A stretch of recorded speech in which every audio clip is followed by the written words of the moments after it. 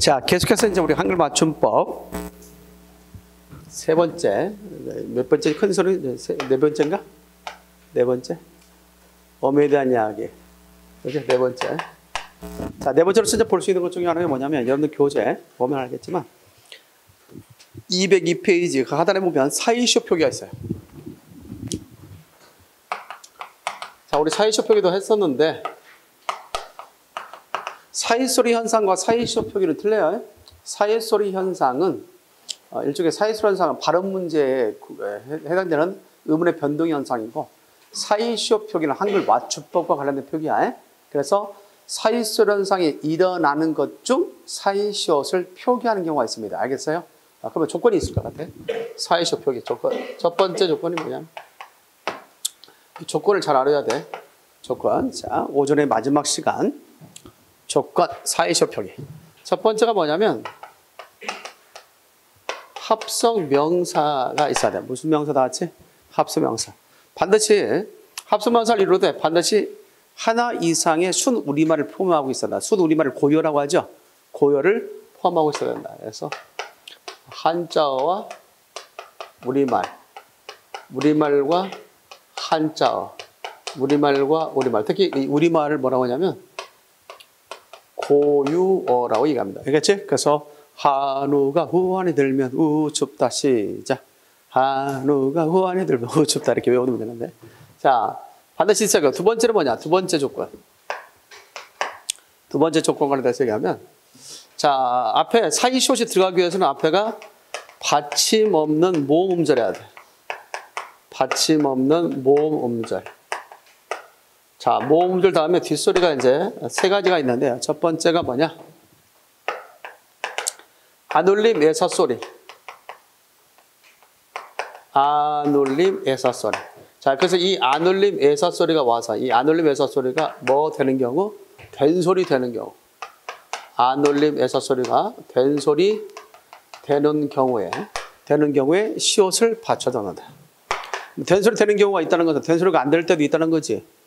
그렇지? 원칙이 된소리 되는 경우야. 근데 된소리 안 되면 사이시옷을 받쳐 적지 않는다. 두 번째입니다.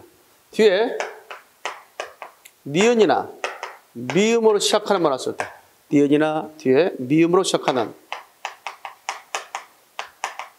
말이 왔을 때, 다 뒤에 니은이나 뭐로 시작하는 말 시작, 미음으로 시작하는 말이 왔을 때, 소리상,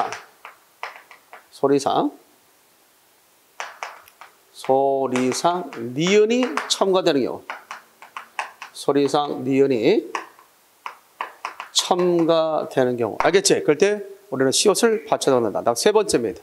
세 번째는, 세 번째, 뒤에 이, 야, 여, 요, 유라는 모음으로 시작되는 말이 왔을 때, 이야, 여, 요. 이때, 이야, 여. 소리상, 니은이 첨가되는 경우. 소리상, 니은이 첨가되는 경우. 우리는 무엇을 받쳐 넣는다? 시옷을 받쳐 적는다. 이해됐습니까? 이 부분에 알고 있으면 될 것 같아. 자, 대표인 가운데 보면 하나 해볼까? 너 있죠? 우리말 했을 때. 나루와 배가 만났다. 있지? 그럼 나루도 우리말이고 배도 우리말이지? 그럴 때 나루 배야, 나루 빼야? 뒷소리가 빼로 나지? 그러니까 이게 빼로 날 수 있도록 저주할 거 아니야? 그래서 앞에다 시옷을 받쳐 적는 거다. 이해됐습니까? 이렇게 생각할 수 있죠.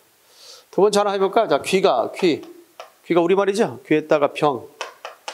한자입니다. 병 났다 할 때 한자. 자, 이렇게 얘기할 수 있죠. 그렇다면 귀병이라고 그래? 귀병이라고 그래? 귀병 났다, 귀병 났다? 귀병 났다고 하지? 그래서 뒤가 뭘로 나온다? 병으로 나. 그러니까 시옷을 받쳐 적는다. 됐어요? 자, 그다음에 한자. 전세가 왔다. 전세에다 뭐만 났을 때? 집이 온 났을 때. 전세집, 전세집? 전세? 집으로 나지. 그래서 뒷소리가 된소리 된다, 안 된다? 안 된다, 된다? 된다. 그러니까 시옷 받침을 붙여 적는다. 됐죠? 이런 경우. 그래서 된소리 되는 경우에만 시옷을 붙여. 된소리 되지 않는다면 시옷 붙여, 안 붙여? 안 붙인다 라고 할 수 있죠. 하나 예를 든다면 어떻게 할까? 똑같은 거지만 기화가 있어. 뭐가 있다? 시작. 기와 있죠? 기와 와. 우리말이야? 우리말에 집이 만났어. 자, 우리말과 우리말 만났을 때 우리는 기와 집이야, 기와 집이야. 기와 집으로 난다. 그래서 시옷 받침 붙이지 않고 그냥 기와 집이라고 해야 된다. 그런 얘기야. 이해됐습니까? 그렇다. 시작. 그렇다. 라는 것을 알고 있으면 좀 더 쉽지 않겠냐라고 봅니다. 아, 됐나요? 그것도 상당히 중요하죠. 어렵지 않잖아. 자, 코가 있어. 배가 있어.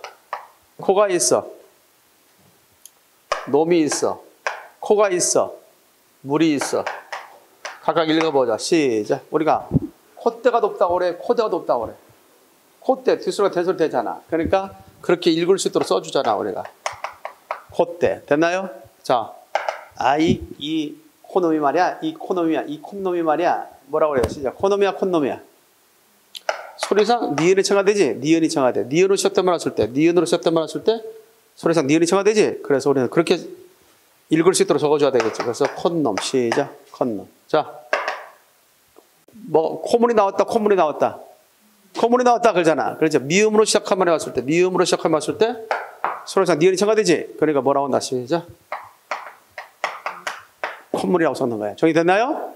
그럴 때만 적는 거야. 만약에 소리상 니은이 청하되지 않는다면 안 적어야 돼. 이럴 때 적는 거다. 그래서 적는 경우라는 것이 있다는 것은 그렇게 소리 나지 않는 경우 있다는 거지. 된소리가 되지 않는 경우, 소리상 니은이 청하되지 않는 경우, 소리상 니은이 청하되지 않는 경우가 있다는 얘기지. 그런 점에 그때는 시옷을 적으면 안 된다라는 것이. 자, 뒤에 이하야하고 왔을 때 이하야예요. 그대 하나 볼까? 대표적인 하나 예를 들면 애사가 있어. 애사라는 말이 일이 왔어. 어때요? 받침 없는 모음줄 다음에 일이 왔지? 그러면 애사일이야, 애산일이야. 애산일. 소리상 니은이 청하되지? 그러니까 그렇게 읽을 수 있도록 적어준다. 그래서 애산일이라고 적는다. 정리됐습니까? 그래서 일단 조건을 외워둬야 돼. 사이시옷 표기는 합성명사라는 조건. 반드시 하나 이상의 뭐가 포함된다. 낫지? 우리말이 포함되어 있어야 된다는 사실과 더불어서 앞에가 받침 없는 모음절이고 뒤가 뭐가 왔을 때 아들림 애서소리가 와서 뒷소리가 된소리 되거나 니은이나 미음으로 시작되는 말이 음절이 와서 소리상 니은이 청하되거나 또는 이야 여요 유라는 모음으로 시스템을 와서 소리상 니은이 청하되면 사이시옷을 붙인다. 사이시옷을 붙여 쓴다. 이것을 사이시옷 표기라고 그래. 이해되나요? 네. 자, 이런 사이시옷이 표현된 사이시옷이 표기된다는 점에서 사이시옷 표기 문제 표기. 그래서 한글 맞춤법에서 다루고 있다라고 얘기할 수 있겠고 형태수 분석에 있어서는 다루지 않습니다. 이때 시옷은 소리와 관련돼서 붙여주는 형식적인 요소이기 때문에 의미에 관계 있다 없다? 없다. 이 시옷이 들어감으로써 의미에 구별되는 게 아니야. 물론 때에 따라서는 시옷이 들어감으로써 의미를 구별하는 것들이 있어. 예를 들어서 대표적인 것 중에 하나가 뭐냐면 이게 있지. 고기배가 있고 고기배가 있어. 이때 시옷은 의미에 구별하지. 그런데 실제로 의미 구별하는데 시옷이 됐지만 표기상에서 표기를 통해서 의미를 구별할 수도 있지만 그러나 이때의 시옷은 소리에 관련된 시옷이기 때문에 형태수로 취급하지는 않는 거야. 형태수는 뭐라? 최소 의미 단위라고 했지. 그 의미가 실제적인 의미가 있든 실제적 의미가 없든 그래서 이런 것들은 형태수로 분석하지 않습니다. 사이시옷은 형태수다 형태수가 아니다? 형태수가 아니다. 그리고 이것은 불완전한 요소 속에서 합성된 말이지. 그래서 사이시옷이 들어가면 우리가 앞서 오래전에 배웠던 합성어 가운데 통사적 합성어, 비통사적 합성어 있어 없어? 있지. 그때 이 사이시옷이 들어가는 것은 비통사적 합성어의 범주에 넣어주는 겁니다. 알겠습니까? 이렇게 상식 좀 알고 가. 나중에 더 지금까지 시험 문제 과거에 나온 적은 있지만 최근에 와서는 그런 부분까지 깊게 나오지 않았지만 일단 기억해둬. 사이시옷은 형태수도 아니다. 알겠습니까? 사이시옷이 들어간 상태에 합성되어 있으면 비통사적에 들어간다. 알겠지? 네, 그렇게 해서 기억해두면 되겠다. 이렇게 해서 사이시옷 표기. 사합 외운다. 사합. 한우가 우알 들며 우춥다. 안 남아 이야 여여여. 됐나요? 안 남아 이야 여여. 자, 사합. 한우가 우알 들며 우춥다.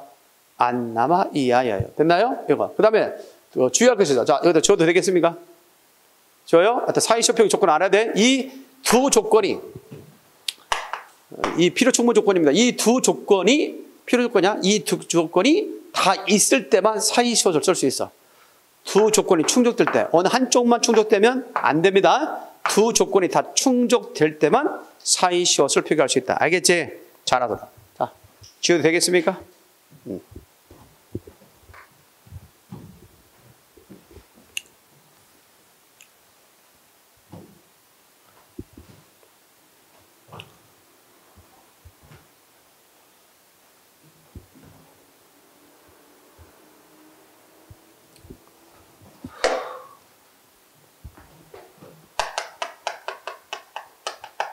주의!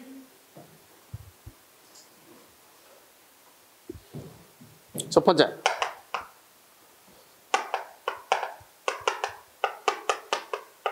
됐으나? 예외 가운데 두 음절로 된 한자. 자, 두 음절로 된 한자가 있습니다. 두 음절로 된 한자 가운데 예조로 시옷을 붙이는 경우가 있습니다. 대표적인 것이 뭐냐면, 여기도 교재도 있지. 찻간, 택간, 곡간, 숫자, 횟수, 새빵, 이 6개 단어는 예외적으로 한자끼리 합성됐지만 시옷을 붙인다. 잘 들어야죠. 그래서 외울 때 그냥 이렇게 한번 외웠어요. 차 타고 세수해. 차 타고 세수해. 너 언제 세수할 거야? 차 타고 세수해. 시작. 차 타고 세수해. 찻간, 택간, 곡간, 새빵, 숫자, 횟수. 차 타고 세수해. 됐나요? 자, 매음절로 된 한자 시작. 두 음절로 된 한자. 알겠지? 그래서 차 타고 세수해. 두 번째 주의할 것이 있습니다. 자, 요 세 가지 좀 기억이 됩니다. 피자집이 맞느냐? 피자집이 맞느냐? 위층이 맞느냐? 위층이 맞느냐? 위쪽이 맞느냐? 위쪽이 맞느냐?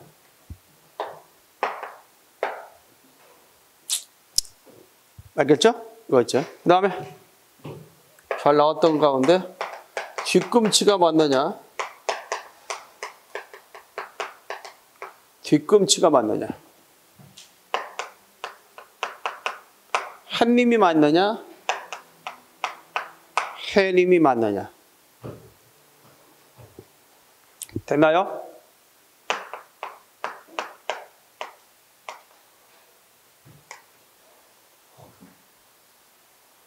낚시꾼이 맞느냐? 낚시꾼이 맞느냐? 다음에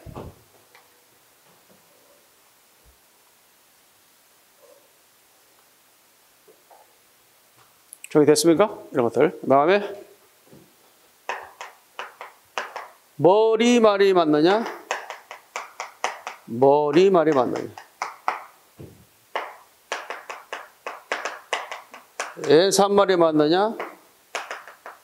예사말이 맞느냐?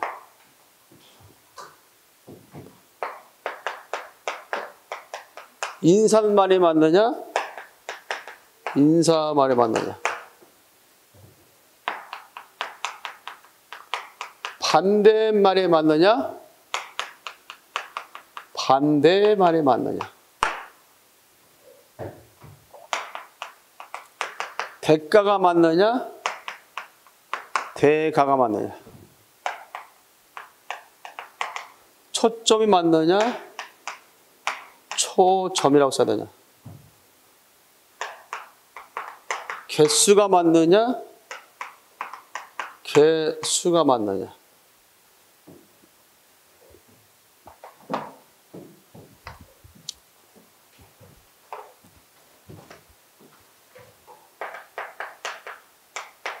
신부감이 맞느냐? 신부감이 맞느냐?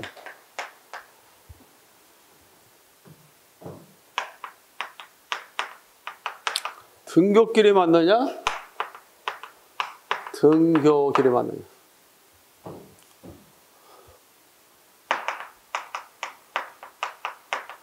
소주값이 맞느냐?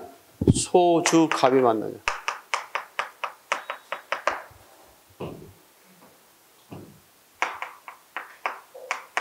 만둣국이 맞느냐? 만두국이 맞느냐?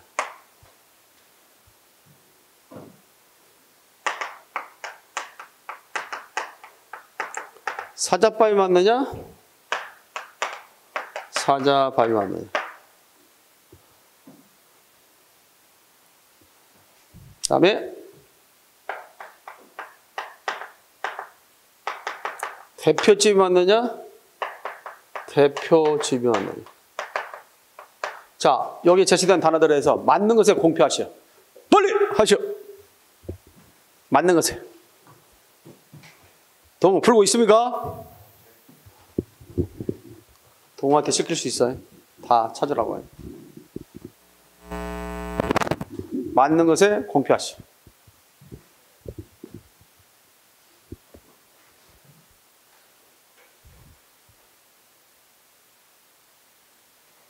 맞는 것에 공표하시오. 뭐가 맞을까요?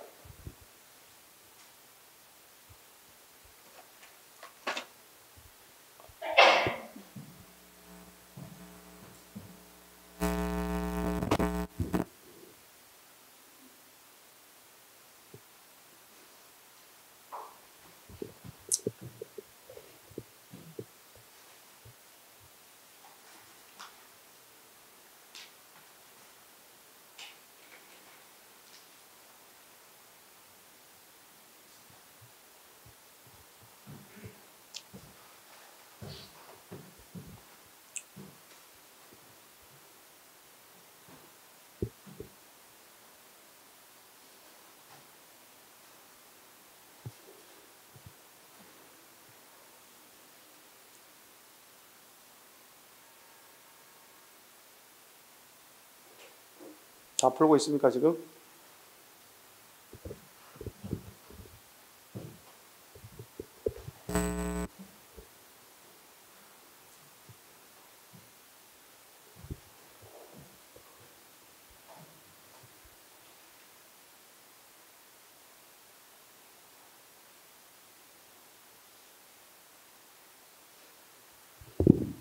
맞는 것에 동그라미 하시오. 아까도 얘기했지만 사인시옷 표기는 두 조건이 다 충족될 때만 사인시옷을 표기하게 된다. 이 사실을 좀 기억할 필요가 있겠습니다. 자, 그렇다면 피자집 앞에 거 뒤에 거. 피자집 앞에 거 뒤에 거. 뒤에 것이죠. 피자는 외래어고 집은 우리말이지만 그러죠? 앞서 합성명사 조건에 위배됐잖아. 따라서 뒤에 것이 맞다. 자, 그거는 두 번째는 위층.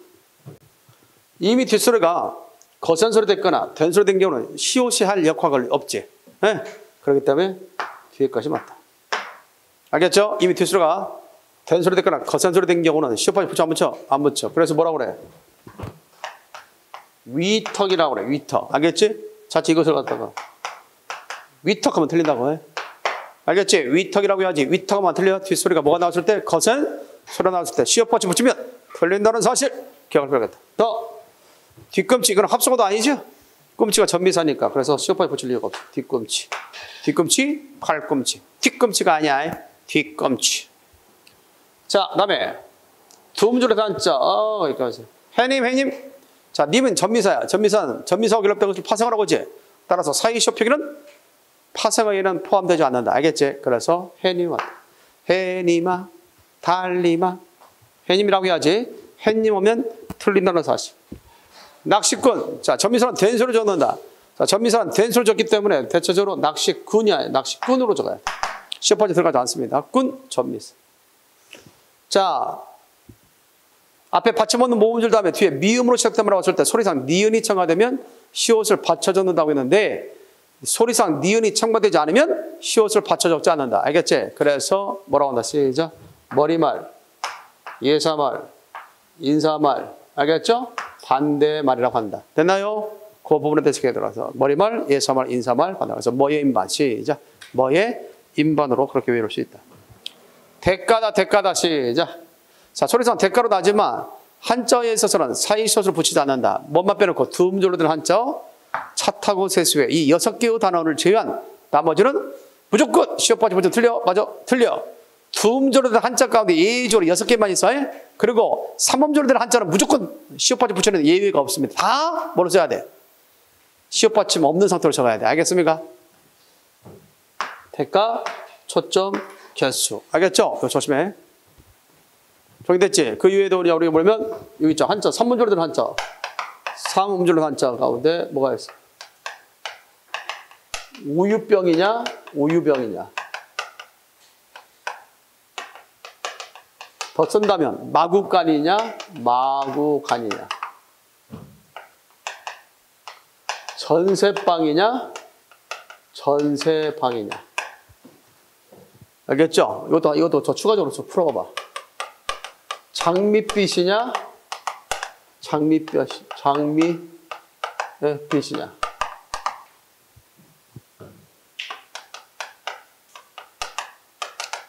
장밋과냐, 장밋과냐. 그 다음에 하나만 더 해볼까? 백지장이냐, 백지장이냐. 이것도 맞아? 맞는 것에 통피하시오. 맞는 것에. 맞는 것에. 자, 이거부터 같이 풀어볼까? 신부감, 신부감, 뭐가 맞아? 신부라는 건 한자지만 이 감이 우리말이기 때문에 감이 들어가죠. 신부감 되지? 앞에 것은 신부감. 신부감, 등굣길, 소주감, 만둣국, 사자밥, 대표집. 그래서 뒤가 감길과 국밥집. 감, 길, 국, 밥, 집. 감길과 국밥집. 그러면 다 이 감길과 국밥집 우리말이기 때문에 결국 앞에 한자가 오다 할지라도 이것들은 뭐다? 다 시옷을 붙여. 왜? 어차피 된수로 되기 때문에. 됐습니까? 감길과 국밥집. 자, 다만 여기 제체된 단어 가운데는 다 우유병 이 자체는 다 한자야. 한자, 삼음절로 된 한자에서는 시옷까지 붙이는 경우 있다 없다? 없다. 그러니까 비록 우유병에서 뒷수가 된수로 될지라도 이렇게 적어야 돼. 우유병, 마구간, 전세방. 아까 세방이 예외있지만 전세방은 예외가 아니다. 알겠습니까? 그래서 전세방이라고 적어야 된다. 장밋빛, 이때 빛이 우리말이야. 그렇기 때문에 장밋빛, 장미가 한자로 쪄도 빛이 우리말이기 때문에 장밋빛 앞에 걸 적어야 돼. 장밋빛 인생이라고 그래야지. 장밋빛 인생이 아니야. 자, 장밋과 할 때는 달라지. 왜? 다 한자이기 때문에 이렇게 적어야 돼. 백지에서 다 한자이기 때문에 이렇게 적어야 돼. 알겠지? 이런 것들이 대체로 다 시험 문제 잘 나왔던 것들이다. 그래서 이것을 외웠던 것들이 이렇게 외운 적이 있죠. 사회시표 관련돼서. 지워도 되겠습니까? 이거 시험에 잘 나왔던 거니까 머릿속에 딱 넣어놓을 거예요. 사회시표 교관에 대해서 우리가 생각했을 때 압축 문자.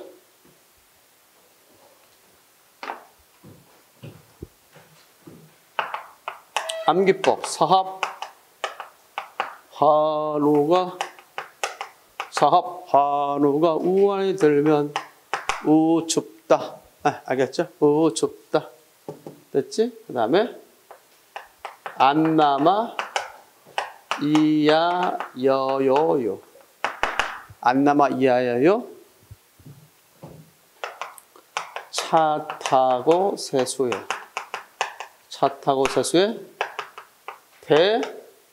대촉의 마구전세. 뭐의 인발.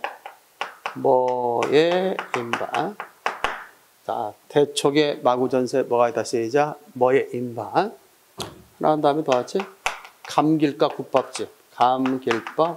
일단 일반적인 암기법은 이것만 알아둬도 이게 기본 뼈대야. 이 정도만 알아도 사회시표기에 대해서 상당 부분 이해력을 높일 수 있다라고 할 수 있습니다.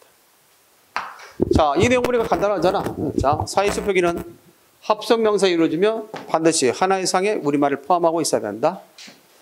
앞에가 받침어도 모음줄 다음에 뒤에 안울림 애사 소리가 와서 된소리 되거나 니은이나 미음으로 시작한 말이 와서 소리상 니은이 첨가되거나 이야 여 유가 와서 소리상 니은이 첨가되면 사이시옷을 받쳐 넣는다.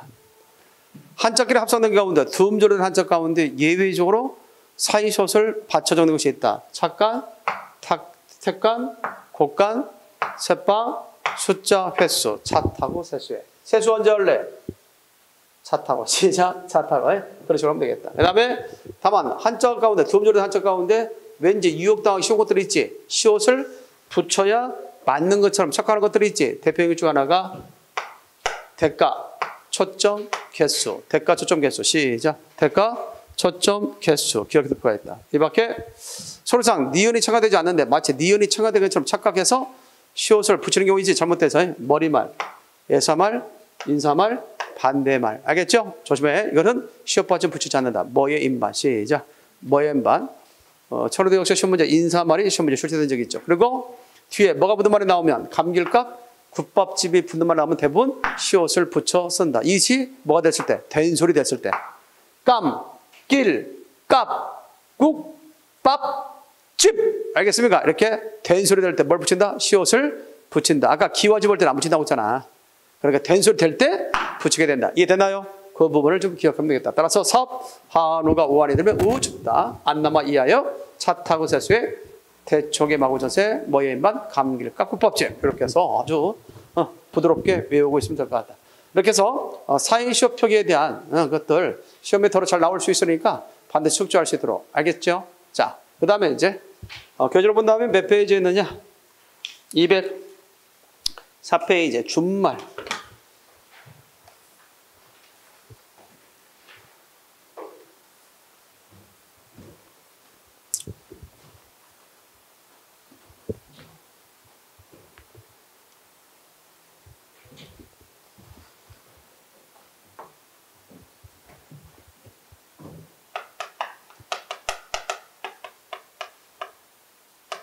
준말 적기. 알겠죠? 뭐 준말 적기, 준말 적기, 뭐 축약과 상당히 관련이 있다. 이렇게 생각을 할 수 있겠습니다. 자, 준말 적기다. 뭐에다 같이? 준말 적기. 이번에도 기억이다. 1번. 이것만 좀 알고 있으면 되겠는데, 일단, 자음에 관한 것이 있고, 그 다음에 모음에 관한 것이 있습니다. 자음에 관한 것이 있고, 모음에 관한 것이 있는데, 자음에 관련해서 다음과 같이, 요거는 하나, 알아둘 필요가 있는데 받침음절 다음에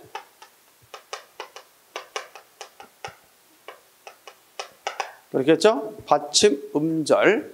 자, 일단 받침음절 관련해서 받침음절이라고 하지 말고 이렇게 써야 되겠다. 미안합니다. 야, 무성음이라고 써놔. 무성음 다음에.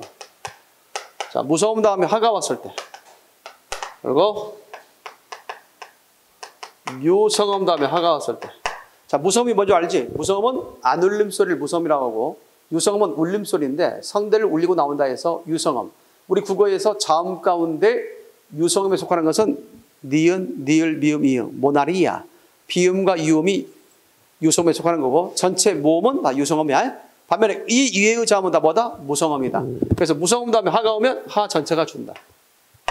그래서 대표적 시험에 잘 나왔던 것 중에 하나가 생각하게.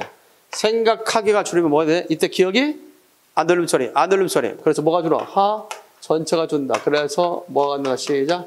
생각개라고 한다. 정리됐죠? 이 부분에 대한 기억을 해두고 이거. 다음에 유성음 다음에 뭐가 오면? 하가 오면. 유성음 다음에 하가 오면 간편 하개가 있지. 그렇지? 앞에 니은이 무슨 소리? 울림 소리. 울림 소리 다음에 하가 오면 모음 암만 줄어. 모음 암만 줄고 히읗과 남은 히읗과 뒤에 에서스라고 했을 때 그 에서스가 축약돼서 간편 캐라고 적어야 돼. 알겠지? 자, 최근에 시험 나왔죠, 이거. 올해 나왔어, 올해. 공무원 시험에 지방직 시험에서만 응답됐다. 그래서 요거 좀 알아둘 필요가 있겠다. 그래서 생각해, 간편캐. 됐나요? 자, 이것을 또 한 걸음 더 나아가서 생각하지 않다. 생각하지 않게가 있을 거고, 그 다음에 두 번째가 간편하지 않게. 생각하지 않게, 간편하지 않게. 나왔죠? 그렇다면 줄임말 어떻게 될까? 이때 무성음이 나왔을 때는 뭐가 준다? 하 전체가 준다고 했지? 그러면 지안타가 남았지? 이때 지안타가 줄여지면 원래 이와 아가만 나면 야가 돼야 되는데 그렇게 써놓으면 언중들이 읽기에 복잡해. 발음할 때. 그래서 그냥 단순하게 적어서 잔으로 줄인다. 알겠습니까? 그래서 뭐라고 하냐? 생각잔케라고 줄여서 쓴다. 생각잔케. 생각지 않게 줄이는 시작. 생각잔케. 자, 간편하지 않게. 간편하지 않게는 뭐야? 앞에 니은이 무슨 소리? 울림 소리. 울림 소리니까 뭐가 줄어? 모음만 줄어. 자, 히읗이 남아있으니까 히읗과 뒤에 에서 소리가 축약되니까 치가 돼 있지. 치 않게의 줄임말은 찬, 참깨가 된다. 알겠지? 그래서 간편참깨. 간편참깨가 된다. 이 줄임말에 대해서 기억할 필요가 있습니다. 알겠죠? 그래서 외울 때 이렇게 외우면 돼. 무화, 무하탈. 시작. 무하탈. 무서움 다음에 하가면 하가 탈락한다. 유모탈. 유서움이 오면 모음만 탈락한다. 알겠지? 그렇게 하고요. 그리고 잔찬. 시작. 잔찬. 무하탈, 잔. 유모탈, 찬. 됐나요? 그래서 앞에 무서움이 오면 너무 쉬워. 무하탈. 무하탈, 유모탈. 무하탈, 유모탈, 잔찬. 잔, 찬. 이렇게 외워두면 쉽다. 그래서 무서움 다음에 하가 오면 하가 탈락한다. 알겠지? 유서움 다음에 유서움이 오면 모음만 탈락한다. 그리고 뒤는 지안케가 나왔을 때는 무서움 다음에는 잔케가 되고 유서움 다음에는 찬케가 된다. 알겠지? 자, 그러면 이거 한번 줄여봐. 섭섭하지 않게를 한번 줄여봐요. 섭섭하지 않게. 알겠죠? 그 다음에 든든하지 않게를 한번 해봐요. 자, 섭섭하지 않게, 든든하지 않게. 알겠죠? 한번 적어봐요. 시작. 섭섭하지 않게, 그 다음 뭐가 있다. 시작. 든든하지 않게. 이것에 대해서 한번 적어볼 수 있도록 하기 바랍니다. 섭섭하지 않게, 그 다음 뭐가 있다. 시작. 든든하지 않게. 자, 섭섭하지 않게 뭐가 있어야 돼? 앞에 비읍이 무슨 좀? 무서움이지. 무서움이니까 뭐가 줄어? 화가 줄어. 그러니까 잔케. 시작. 잔케. 유소음이 왔어. 니은 유소음이지. 그게 뭐예요? 그냥 모양 찬케. 시작. 찬케. 왜? 모음만 탈락하고 축약되니까 찬케. 그래서 무아탈 유모탈 잔찬. 무아탈 유모탈 잔찬. 너무 쉽죠? 그런 식으로 알아두면 된다. 그래서 뭐 이번에도 시험에 출제됐을 때 이걸 기억하고 있는 사람들은 쉽게 맞출 수 있었다. 자, 다음에 모음입니다. 자, 지워도 되겠죠? 자음에서는 이거만 알면 돼. 무아탈 유모탈 잔찬만. 모음에 있어서는 이거 기억하면 되겠다.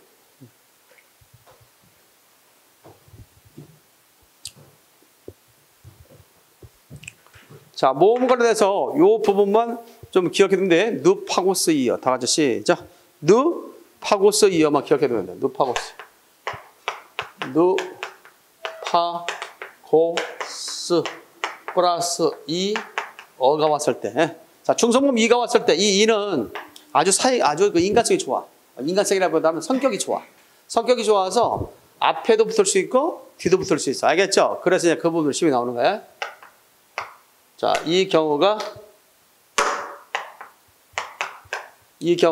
앞에도 붙을 수 있고 모두 붙을 수 있다. 뒤도 붙을 수 있다. 앞에도 붙으니까 어떻게 되겠어? 니어. 알겠지? 니어가 되고 또 앞으로 붙어봐. 시작. 앞에 붙으면 폐어가 되지. 앞으로 붙으니까 괴어가 되고 앞으로 붙으니까 뭐가 된다. 시작. 쓰여가 돼. 됐지? 자, 일단 이 이를 갖다 뒤로 넘겨봐. 그럼 뭐가 돼? 시작. 여가 되지. 그래서 누여,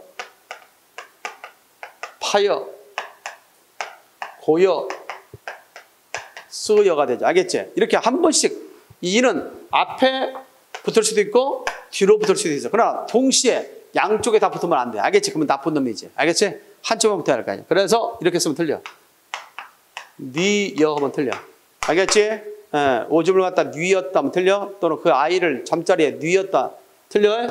누였다, 뉘었다 그래야지. 이것도 마찬가지로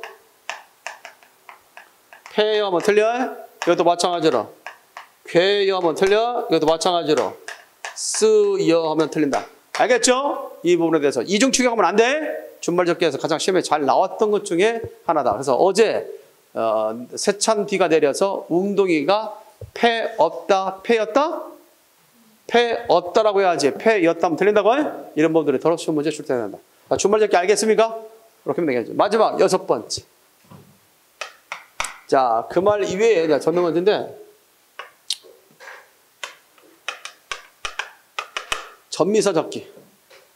자, 전미사 적기만 하고 오전 수업을 마무리하고요. 점심 후에 시작하도록 하겠습니다. 알겠지?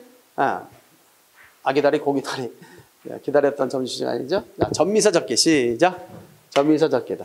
대표적인 게 뭐냐면 꾼, 깔, 때, 적, 꿈깔 때, 알겠지? 꿈깔 때 적, 꿈깔 때 적, 빼.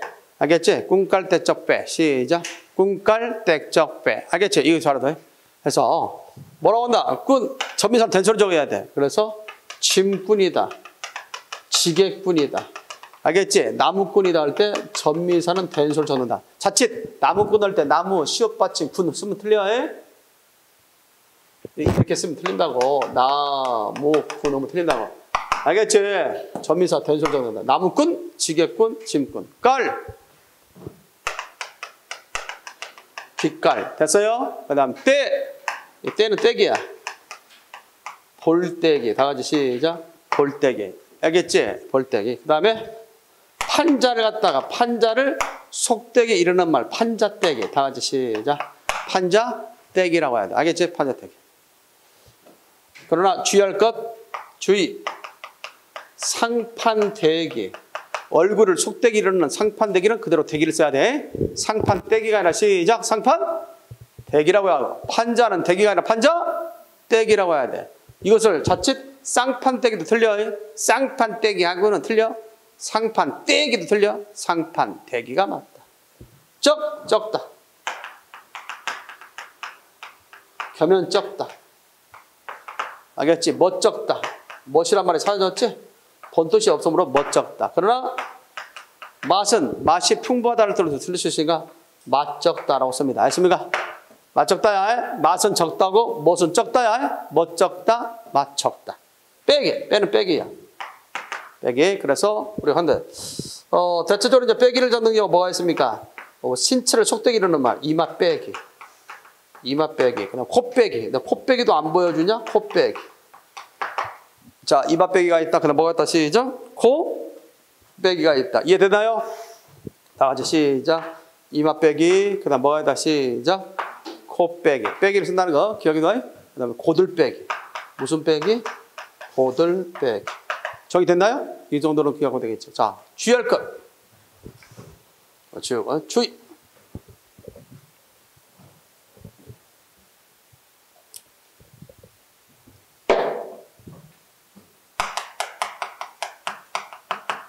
주의. 기억해요. 첫 번째. 주의에 대해서는 박의를 적을 것이 있고 백의를 적을 것이 있어요. 알겠지? 그 다음에 빼기를 적는 거. 이거 주의하다 할까? 곱빼기. 곱빼기라고 적어요. 곱빼기. 곱을 속되기를 때, 뭔가를 속되기를 때 빼기를 적습니다. 언덕을 속되게 이를 때도 쓸 수 있어요. 언덕빼기. 언덕빼기. 시험 잘 나왔던 거죠? 그 다음에 둑빼기. 둑빼기가 아니라 둑빼기. 둑빼기입니다. 또는 알이 꽉 차였다 할 때 알배기. 또는 그 정도의 나이가 됐다 할 때 두살배기. 전미사로 쓰이죠? 두살배기 이렇게 씁니다. 박이는 박다라는 의미가 살아있을 때 박이를 씁니다. 대표적인 것 가운데 하나가 오이소박이. 시작. 오이소박이. 이 오이소박이를 자칫 오이소백이라면 틀려. 알겠지? 오이소박이. 점이 박혀있다. 시작. 전박이. 그래서 요 같은 거 또 차돌박이. 차돌박이. 이런 식으로 해서 각각 박이, 백이, 빼기 구분할 줄 알아야 된다. 정리됐나요? 그중 대표적인 중 하나가 곱빼기야, 곱빼기야, 곱빼기. 뚝배기야, 뚝배기야, 뚝배기라고 해야 돼. 읽을 때도 뚝배기야. 알겠습니까? 뚝배기. 시작. 뚝배기. 그렇지? 뚝배기, 뚝배기. 이게 아니라고요? 뚝배기. 시작. 뚝배기. 이렇게 해야 돼. 그래서 여기서 꼭 기억해야 된다. 이것들은 이와 같은 것들을 박이와 배기와 빼기를 구분해서 써야 된다는 거. 이해됐습니까? 여기까지가 뭐에 대한 이야기라는 걸 기억해 두라고요. 맞춤법에 대한 이야기입니다. 알겠습니까? 이거 다음에 이제 우리가 해야 될 것이 뭐냐면 오후 시간에 띄어쓰기는 내용이 좀 많습니다. 그래서 오후 시간에는 주로 이제 어디를 다루고자 하냐면 교재 뒤로 넘겨봐봐. 교재 뒤로 넘기면 띄어쓰기는 다음에 하기로 하고요. 다음 시간에 좀 하기로 하고 먼저 뭐부터 진행하도록 하냐면 거기 227페이지 227페이지 보면 그 밖에 것 있어 없어요? 있지? 그 밖에 것 가운데 금방 했던 내용이 228페이지에 54항의 내용이었지? 전미사는 뭘로 적는다 같이? 된소리로 적는다. 있어 없어요? 이것을 중심으로 설명했습니다. 그래서 이따 다음 시간에는 주로 무엇을 중심으로 하냐면 여러분 교재 56항이 있어 없어? 아니 56항이 아니라 57항. 57항 있지? 57항에 혼동하기 쉬운 말이 있습니까? 없습니까? 있지? 이것이 이제 또 시험 문제 더러 잘 나오기 때문에 혼동하기 쉬운 말을 중심으로 해서 또 설명을 해주고 또 언급할 사항이 있으면 한두 가지 더 여러분들과 같이 보도록 하겠습니다. 알겠습니까? 점심 맛있게 드시고 2시까지 다시 이 자리로 와서 혼동하기 쉬운 말을 맞이할 수 있도록 하기 바랍니다. 알겠죠? 자, 수고하셨습니다.